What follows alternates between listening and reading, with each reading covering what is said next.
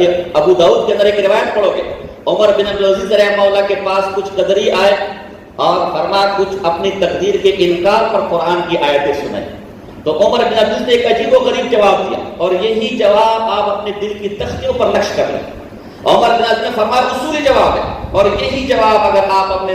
دل کی تختیوں پر نقش کر دیں انشاءاللہ کبھی بھی آپ کا رشتہ اسلاف سے نہ ٹوٹے گا۔ آپ نے مسلم کے مقدمے میں پڑھا ہوگا الاسناد من الدین، یہ سند دین کا ہے۔ سند کا مطلب ہی کیا ہے کہ حدیث تو نے کس بزرگ سے لی، اگر وہ بزرگ ہے وہ نیک ہے تو ہم قبول کرنے کو تیار ہیں، اگر وہ بزرگ اور نیک نہیں ہے تو ہم یہ روایت یہی اکابر یہی اسلاف۔ آج کہا جاتے کہ جی کے ٹھیکیدار مت بنو، یہ اکابر دین کے ٹھیکیدار تھے، اکابر دین کے ٹھیکیدار۔ میں کہتا ہوں نہ اکابر دین کے ٹھیکیدار تھے نہ اسلاف دین کے ٹھیکیدار تھے، بلکہ میرے اکابر اس دین کے چوکیدار تھے۔ چوکیدار کا کام یہ ہوتا ہے کہ بلڈنگ کے اندر جو چیز موجود ہے اسے باہر نہ نکلنے دے، اور بلڈنگ کے باہر جو چیز موجود ہے، گھر کے باہر جو چیز موجود ہے اسے اندر نہ آنے دے۔ میرے اسلاف نے اور میرے اکابر نے اپنی زندگیاں مار دی،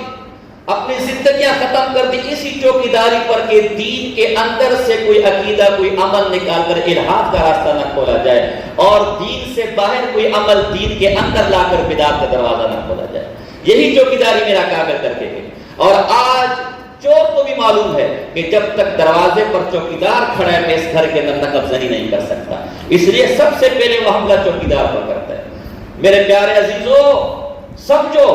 آج سب سے زیادہ نقب زنی اسلاف پر اس لیے کی جا رہی کسی طرح اسلاف سے آپ کا رشتہ توڑ دیا جائے، کسی طرح آپ کو یہ پٹی پڑھا دی جائے کہ قرآن عربی ہے تم قرآن سمجھ سکتے ہو، اکابر کی تفسیر کی کیا ضرورت ہے، حدیث عربی کے اندر تم حدیث سمجھ سکتے ہو، بابوں کی کیا ضرورت ہے، ہم نہ وہابی ہیں نہ ہم بابی ہیں، ہم ہیں نرے کتاب۔ آج تمہیں یہ پٹی پڑھائی جا رہی ہے، ان کے دھوکے میں مت آنا۔ خدا کی قسم میں اکابر دیوبند کے بارے میں نے آپ کو معمولی بتایا، اگر آپ پچھلے اسلاف کی طرف چلے جائیں، ایک امام ابن تیمیہ رحمہ اللہ کو اٹھا لو، اللہ اکبر اللہ اکبر، ان کے شاگرد امام عبدالہادی رحمہ اللہ کی سوانح لکھی ہے، ان کا ترجمہ لکھا ہے، اس کے اندر لکھتے ہیں کہ میرے استاد محترم نے ان کو حدیث کا شوق چڑھا امام ابن تیمیہ رحمہ اللہ کو، تو انہوں نے حدیث کے شوق میں سیاستہ ساری کی ساری حفظ کر لی، لیکن شوق ابھی بھی مکمل نہ ہوا، تو وہ مستد امام احمد بن حنبل رحمہ اللہ کی طرف متوجہ، کم و بیش 30,000 علماء موجود ہے، کمی کو طے کر سکتا ہوں طالب آدمی ہوں، کم و بیش 30,000 حدیث امام مستد امام احمد بن حنبل کے ترجمہ ہے۔ فرمایا یہ بھی ساری کی ساری حفظ کر لی،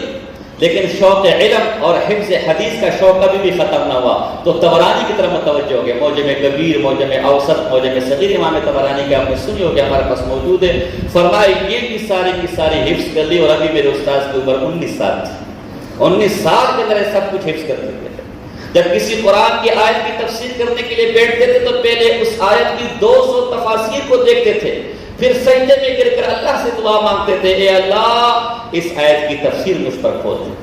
ان اکابر کو تو عقیدہ سمجھنا آیا، ان اکابر کو تو مسئلہ سمجھنا ہے، اور آج کے لوگ کھڑے ہو کر ہمیں عقیدہ ہمیں مسئلہ سمجھائے۔